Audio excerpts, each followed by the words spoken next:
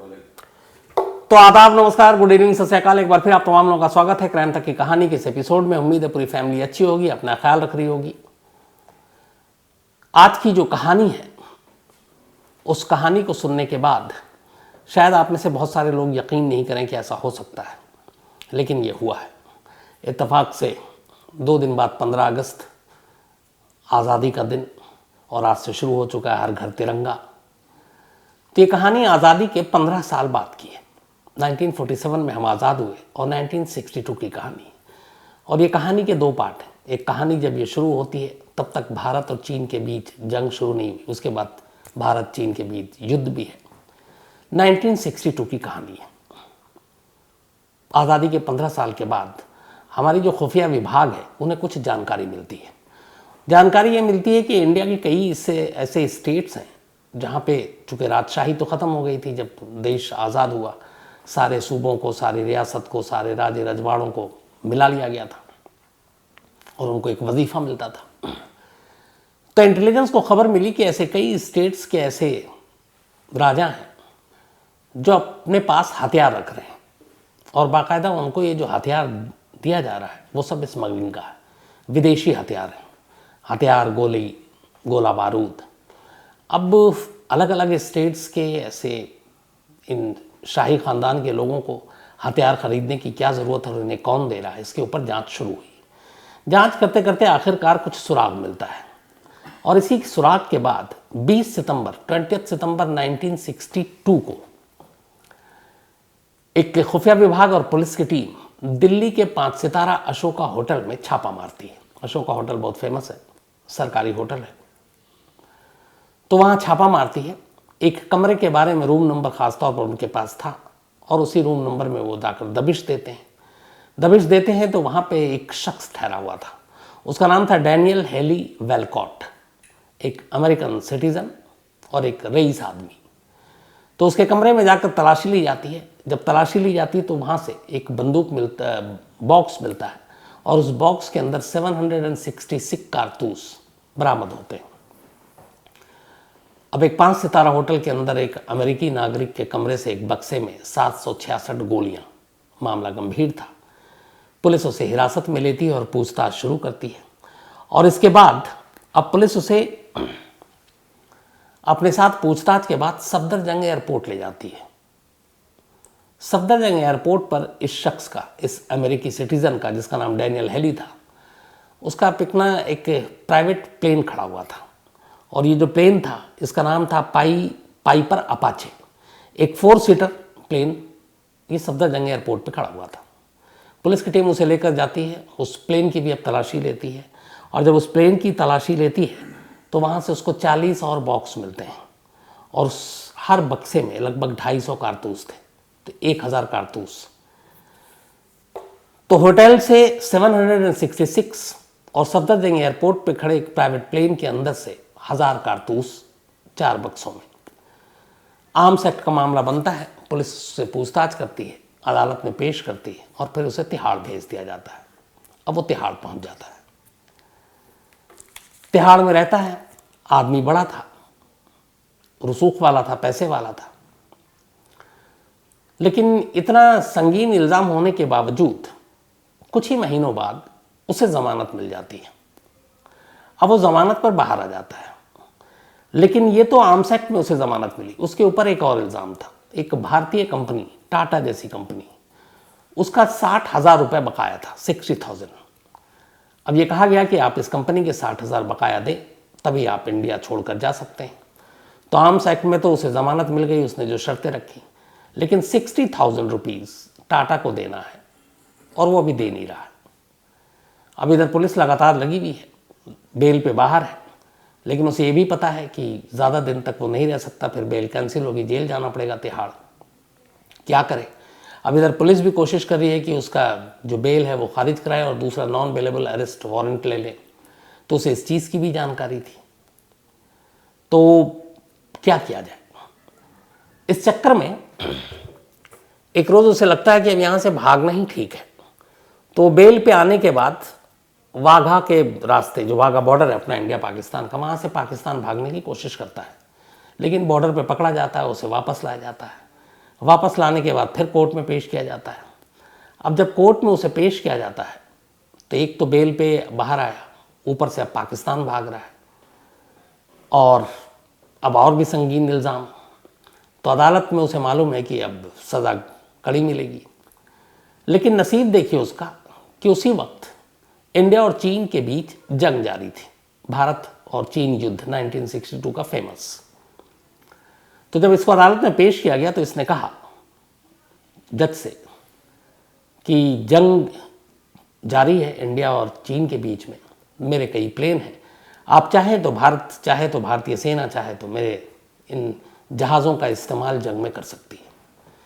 अब एक अमेरिकी नागरिक ऐसा ऑफ़र दे रहा है और जंग में उस वक्त हमारी हालत खस्ता थी, हम चीन से हारे भी थे, तो उन्हें लगा कि चलो ये तो देश हित में है, तो उसके इस ऑफ़र को कबूल कर लिया गया।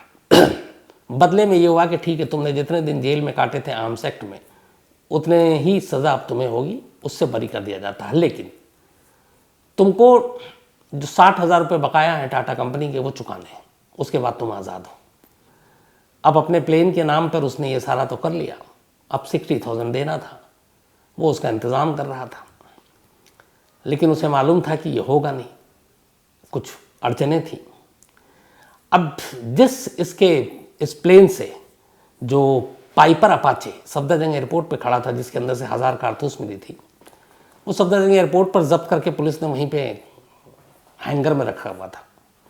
तो जब इसको दोबारा बेल मिला जेल से आने के बाद तिहाड़ से, तो इसने एक अर्जी लगाई कोर्ट में। उसने कहा कि मेरा जो जहाज़ है प्राइवेट, वो यूं खड़े खड़े ख़राब हो जाएगा, उसके इंजन ख़राब हो जाएंगे, उसको डेली एक बार इंजन को चालू करना ज़रूरी है, और डेली हम चालू नहीं करेंगे तो फिर वो बेकार हो जाएगा, जंग लग जाएगा, तो हमें इंजन को डेली एक बार चालू करने की इजाज़त दी जाए। अदालत ने टेक्निकल एक्सपर्ट से राय ली, उसके बाद बोला कि हाँ, इस इंजन को चालू करना ज़रूरी है। तो फिर ये फैसला सुनाया कि ठीक है, डेली तुम सुबह 6 बजे सफदरजंग एयरपोर्ट पुलिस की कस्टडी में जाओगे, पुलिस वाला वहाँ एक मौजूद रहेगा, और तुम अपने प्लेन के इंजन को चालू करना और फिर वापस आ जाना क्योंकि वो निगरानी में था, अभी भी बेल आउट था, टाटा को उसने पैसे नहीं दिए थे।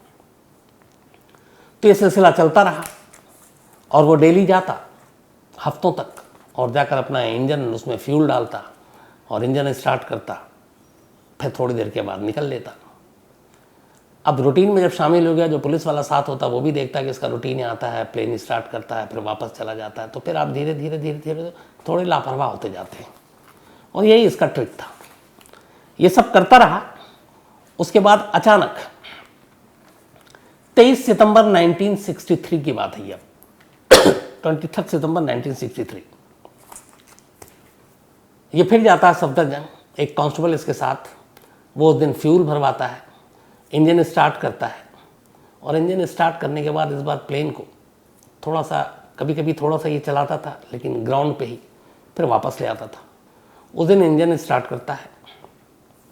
इंजन स्टार्ट करने के बाद 23 सितंबर 1963 की बात है, वो रनवे पे प्लेन को ले जाता है और इसके बाद प्लेन स्पीड पकड़ती है। अब पीछे जो पुलिस वाला था, जो डेली उसके साथ ड्यूटी पे आता था, वो देखता था कि अचानक उसने देखा कि प्लेन तो स्पीड पकड़ रही है, रनवे पे दौड़ है। अब वो पीछे भागता है, लेकिन एक इंसान और एक प्लेन गति में कहाँ वो उसको मार देगा। और उसके सामने देखते ही देखते अपाचे, ये जो पाइपर अपाचे प्लेन, ये सीधे टेक ऑफ कर लेता है सफदरजंग एयरपोर्ट से। ट्रायल के नाम पर, इंजन ख़राब ना हो चालू करने के नाम पर, डैनियल हेली का ये प्लान था। और उस दिन 23 सितंबर 1963 को उसने वही किया। अब इसने प्लेन उड़ा लिया सफदरजंग एयरपोर्ट के ऊपर से। अब थोड़ी देर के बाद इस प्लेन ने अपना रुख किया दिल्ली की तिहाड़ जेल की तरफ। सफदरजंग से दिल्ली तिहाड़ जेल की दूरी अगर हम देखें तो शायद मुश्किल से 10 या 12 किलोमीटर है। तो वहां से उड़ता है और सीधे प्लेन को तिहाड़ की तरफ मोड़ देता है। इधर तब तक कांस्टेबल बदहवास भागता है, सफदरजंग एयरपोर्ट के मुलाजिमों को, एटीसी को इन्फॉर्म करता है कि ये शख्स है जो ट्रायल के नाम पर प्लेन ले उड़ा। और उधर वो प्लेन हवा में और तिहाड़ के ऊपर 3 चक्कर ये प्लेन काटता है, और हर चक्कर में प्लेन में ऊपर से नीचे कुछ बारिश होती है, सामान गिरता है, सामानों की बारिश। और वो सामान क्या था? चॉकलेट, स्विस चॉकलेट और सिगरेट। जितने भी प्लेन में उसने सामान रखे हुए थे, ये सिगरेट और चॉकलेट, उसने 3 राउंड मारने के बाद तिहाड़ के खुले आसमान से वो सारी चीज़ें नीचे गिराईं। और उसके बाद अब प्लेन का डायरेक्शन जो है वो सीधे उसने वहाँ से पाकिस्तान बॉर्डर की तरफ घुमा दिया। इस दौरान में अब लोगों को तब तक पता चला, 2 फाइटर प्लेन भी उसके पीछे, कहा गया कि जाओ भाई भागो पकड़ो, लेकिन देर हो चुकी थी। तब तक पाइपर अपाचे भारत की सरहद को क्रॉस कर पाकिस्तान की सीमा में दाखिल हो चुका था। पाकिस्तान जाकर वो पाकिस्तान की प्लेन, अपने प्लेन को लैंड करता है, वहाँ के लोगों से बात करता है और वहाँ एक प्रेस कॉन्फ्रेंस करता है और फिर कहता है कि मैं भारत की लाल फीताशाही, जो उसके ख़िलाफ़ मेरा कोई जुर्म नहीं था, लेकिन उन्होंने मुझे पकड़ के रखा और इसलिए मुझे ऐसे भागना पड़ा। ये उसने इल्ज़ाम लगाया। अब सवाल ये कि ये बंदा कौन था? Daniel heli Walcott. तिहाड़ पे इसने क्यों सिगरेट गिराए और तिहाड़ से क्यों इसने चॉकलेट बरसाए और इंडिया में क्यों आया? तो पूरी कहानी ये है कि ये जो डैनियल हेली वेलकॉट है, ये अमेरिका का रहने वाला था। टेक्सास में पैदा हुआ था, एक अमीर घराने में। सेकेंड वर्ल्ड वॉर के दौरान इसने अमेरिकी नेवी को ज्वाइन किया, वहाँ का काम किया काफ़ी। और जब वर्ल्ड वॉर ख़त्म हुई तो उसके बाद फिर ये सैन फ्रांसिस्को पहुँचा, वहाँ एक अमीर लड़की से शादी की, पैसे खूब थे। फिर इसने अपनी एक कंपनी शुरू की, एक एयरलाइंस की कंपनी, और उसका नाम रखा ट्रांस अटलांटिक एयरलाइंस। हालांकि इस कंपनी के ज़रिए कहते हैं कि ये ज़्यादातर रिफ्यूजी को इधर से उधर लाने ले जाने का काम करते थे, इसके एयरलाइंस। फिर बाद में इल्ज़ाम लगा कि ये जो कीमती जानवर होते हैं उनका भी इसने स्मगलिंग उनकी शुरू कर दी, पर इसका ये अपना ट्रांस अटलांटिक एयरलाइंस चलता रहा। अब भारत से कैसे जुड़ा? इत्तेफाक की बात है कि 1962 के शुरू में ट्रांस अटलांटिक एयरवेज और अपने यहाँ थी एयर इंडिया। तो एयर इंडिया ने उनको एक कॉन्ट्रैक्ट दिया। इसके पास चूँकि कार्गो प्लेन काफ़ी थे हेली के पास, तो उससे कहा गया कि अफ़गानिस्तान में कुछ रेलवे का काम चल रहा था और बहुत सारे रेलवे के कार्गो और ये सारी चीज़ें अफ़गानिस्तान और भारत आना जाना था, तो उसके लिए कार्गो प्लेन की ज़रूरत थी मशीनों के लिए। तो बहुत सारे ऐसी एयरलाइंस कंपनियों को ठेका दिया गया, उनमें से एक थी ट्रांस अटलांटिक एयरवेज। इसको भी एयर इंडिया ने ठेका दिया। अब ये प्लेन जो है रेलवे के सारे कार्गो ढोने में लग गए इसके। इस चक्कर में बिजनेस था, डील हुई थी, तो ये इंडिया आ गया। इंडिया आने के बाद दिल्ली में कुछ वक्त रहा, बड़े बड़े लोगों से दोस्ती की, 5 स्टार होटल में रुकता था। यहीं आने के बाद फिर इसे पता चला कि कुछ राजा महाराजा हैं जिनसे मिला था, उन्हें हथियारों की ज़रूरत है। तो ये वैसे भी जानवरों उसकी स्मगलिंग करता था। फिर इसने घड़ियों की, सोने की, हथियारों की स्मगलिंग करनी शुरू कर दी। और उसी वक्त ये जानकारी मिली कि एक राजा महाराजाओं के पास कोई हथियार बेच रहा है। जब जांच हुई तो फिर हेली का नाम आया और फिर अशोका होटल में छापा पड़ा। फिर उसके प्लेन से बाकी चीज़ें मिली, फिर वो जेल गया, फिर बेल मिला, फिर उसके बाद वो भागते हुए पकड़ा गया, फिर जेल गया।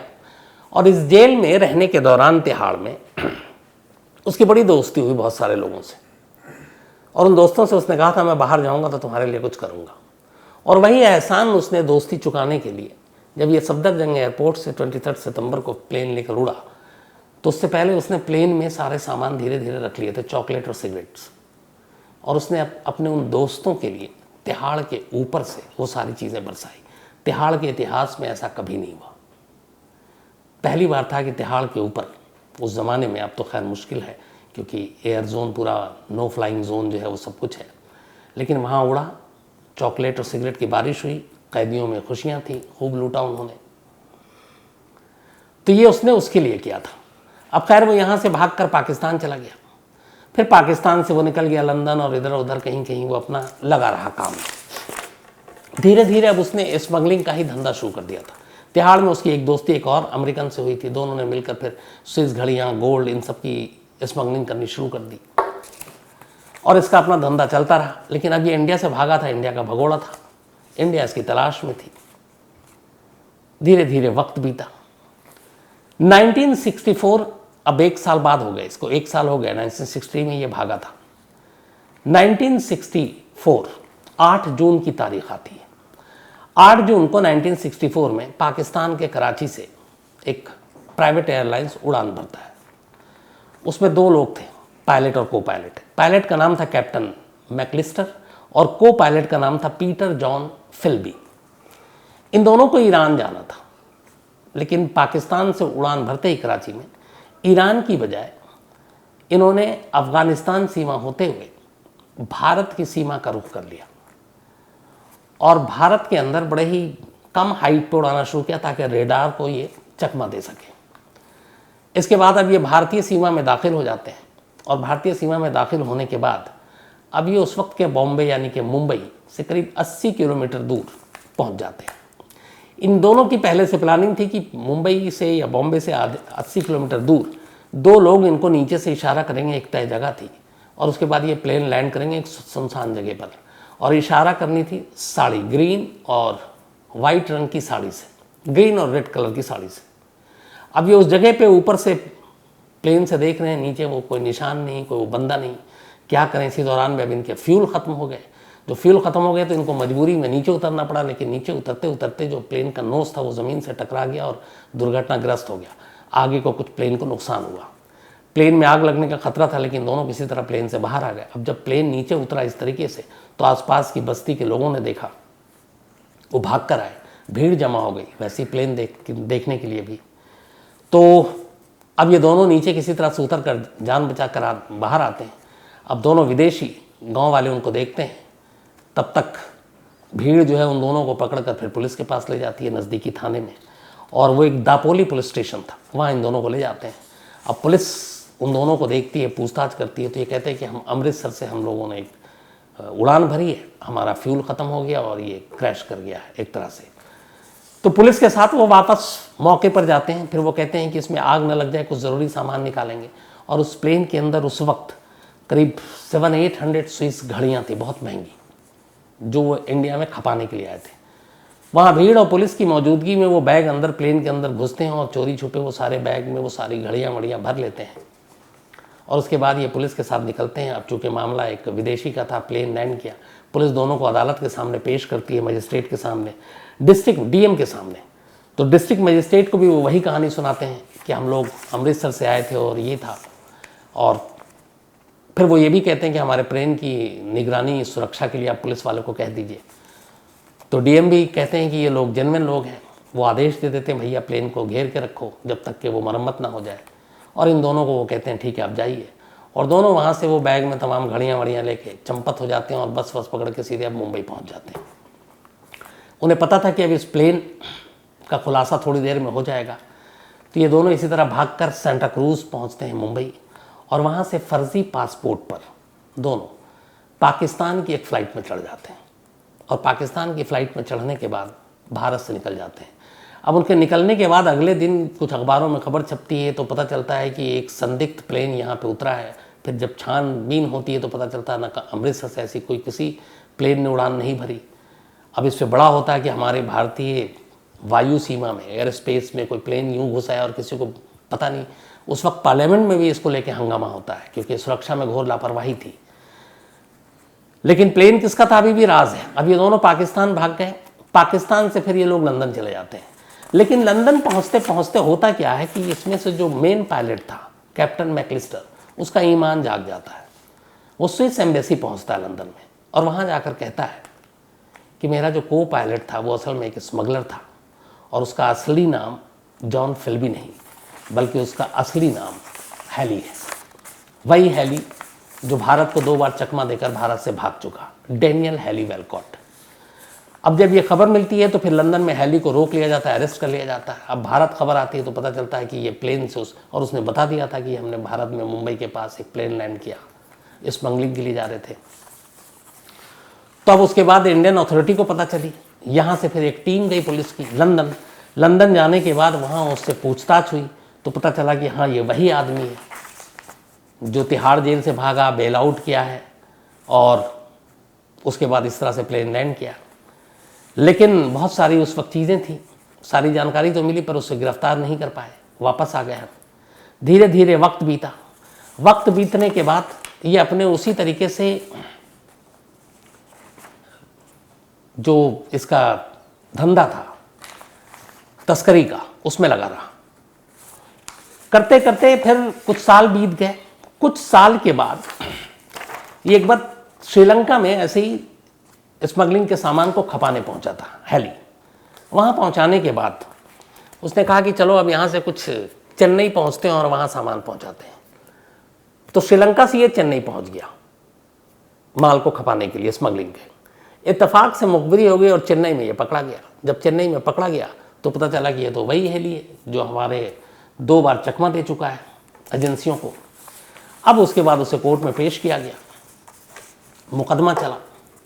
पुराने जुर्मों को और नए जुर्मों को क्रॉस जो उसने बॉर्डर किया था फेक पासपोर्ट पे और स्मगलिंग के सारे धाराएं लगाई गई और फिर उसे 7 साल की सज़ा सुनाई गई, 7 ईयर। इस दौरान उसने कई बार बेल एप्लीकेशन मूव किया, लेकिन पुराना इतिहास देखते हुए उसको जमानत नहीं मिली। 7 साल तक वो जेल में रहा। कहते हैं कि जेल में रहने के दौरान उसने कई लोगों से कहा कि मैं असल में CIA का आदमी हूँ, अमेरिकी खुफिया एजेंसी। 7 साल के बाद केस खत्म हो गया और उसे रिहा कर दिया गया। रिहाई के बाद वो यहाँ से 2 अगस्त 1967 को ये पकड़ाया था, जब 7 साल की सज़ा हुई थी। और उसके बाद फिर सज़ा पूरी करने के बाद ये चला गया। उसका केस यहीं क्लोज हो गया। लेकिन उसको लेके हमेशा ये कहानियाँ हो कि आखिर ऐसा कौन सा शख्स है जो प्लेन लेकर आया और ये स्मगलिंग करता था, राजा महाराजाओं को हथियार देता था, बड़े बड़े लोगों के साथ सांठगांठ थी, किसी भी देश में यूं घुस जाता था। तो आखिर तक ये पहले सुलझ नहीं पाई। लेकिन कहते हैं कि वो उसका ताल्लुक किसी न किसी खुफिया एजेंसी से था, ख़ासतौर पर CIA के लिए शायद वो काम करता था। 2000 में आखिरकार, बाद में कहते हैं कि वो ड्रग्स की तस्करी में भी शामिल हो गया था। 2000 में अमेरिका में राइवल गैंग के साथ, किसी ड्रग्स के गैंग के साथ एक शूट आउट हुआ जिसमें हेली को गोली लगी और उसकी मौत हो गई 2000 में। तो 2000 में उसकी मौत हो गई। लेकिन आज भी ये पहेली एक पहेली है कि तिहाड़ से भागने वाला, क्योंकि बेल जम करने वाला वो शायद देश का पहला था, और तिहाड़ के ऊपर प्लेन घुमाकर 3 चक्कर में सिगरेट और चॉकलेट गिराने वाला, बरसाने वाला, उसकी असलियत क्या थी। वो वाकई एक एयरलाइंस कंपनी का मालिक था, वो वाकई एक अमेरिका का सबसे जो बड़ा कहते हैं यहाँ पे एक स्मगलर था, या फिर जासूस था, एजेंट था। इस सच्चाई से आज भी पर्दा नहीं उठ पाया।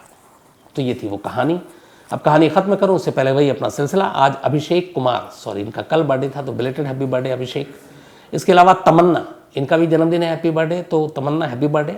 और संजय गोंडलिया जी की बिटिया हैं ये। साथ ही खुशबू जायसवाल, इनका भी जन्मदिन है, तो हैप्पी बर्थडे खुशबू। और सुधीर कुमार जी की बहन है।